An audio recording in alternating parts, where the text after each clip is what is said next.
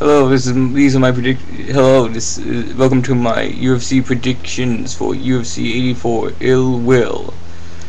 Okay, on the top, first we have Rich Clemente is tap out in the second round.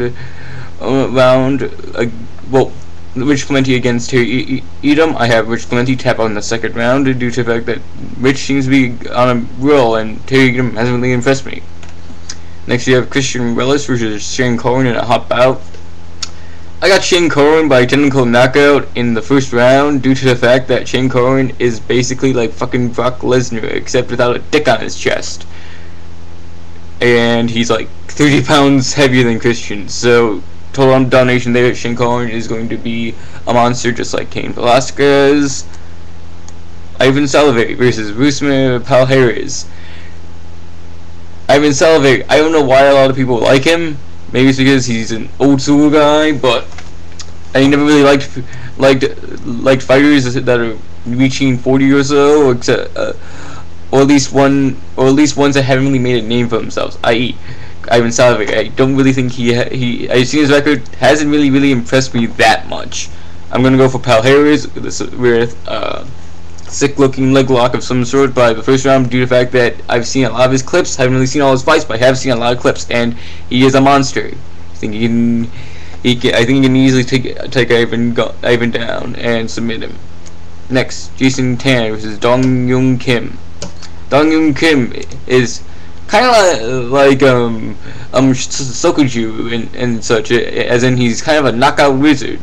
I've seen his record. May have been fighting a lot of cans, I don't really know, but he has been knocking out a shitload of people. And Jason Tan, I haven't really been impressed with him again.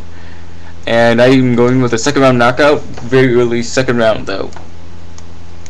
Oh yeah, another reason why I'm going for Shane Cohen is because Christian Relis was beaten by Czech Congo, and Czech Congo is a beast. And Shane, if Christian Relis can't really take Czech, then I don't think he can take Shane. Next, we have Copenhagen versus Yoshida. I have Yoshida by split decision for no apparent reason. I did it due to the fact that Copenhagen I know a lot about. I don't really know that much about. I know he's the less experienced of the two, so that's why I picked Yoshida. I don't really know why I picked a decision, just because that's usually what I do when I don't really know that much about the fights. Like, I know a little bit about them, but not a lot, so I'm just going to take a decision. Split. Okay, now next we have Sokuju Predator versus Kazuhiro Nakamura, aka I have a Beetle rig and I don't even care. Okay, I think Sokuju is gonna knock that Beetle rig off of Nakamura's head, because that's what it is in this first round knockout. And I'm really looking forward to that fight because I'm a big fan of Sokuju. Okay, next we have Thiago Silva versus Antonio Mendez. Thiago Silva is too psycho to lose this fight. He's gonna go wham bam thank you man on Antonio Mendez's ass without any lube. Next we have Wilson Gouveia versus Goran Rogic. Wilson Gouveia is again too psycho to lose. Technical knockout first round. I think this is gonna be a later round, however. They should keep Relic because he's young, he's a talented fighter, and good for him. Okay, Vanderlei Silva versus Keith Georgine. I'm a big fan of Vanderlei.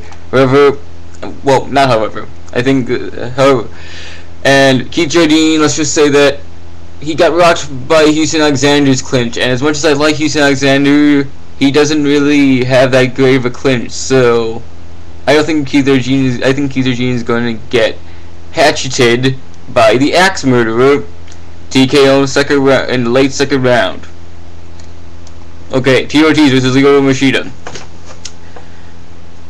I picked Machida by unanimous decision because it's a safe bet. However, if Tito wins, I will not be surprised.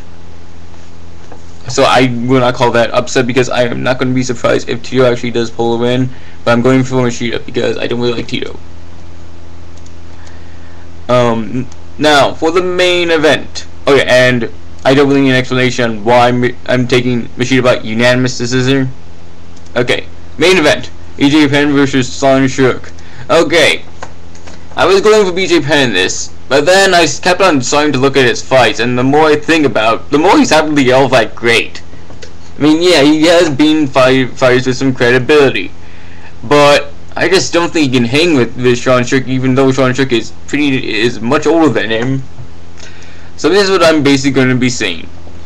Second round, technical knockout by Sean Shook, due to the fact that he's just going to control BJ Penn. Okay, basically BJ Penn is basically like a Tank Abbott of Jiu-Jitsu. He looks good for like 30 seconds, then he just gets tired and slaps on Shook, and hopefully his rich parents paid off so that he could win, choke him out, and then he's tired after all of that. And so I'm going for Sean Shook.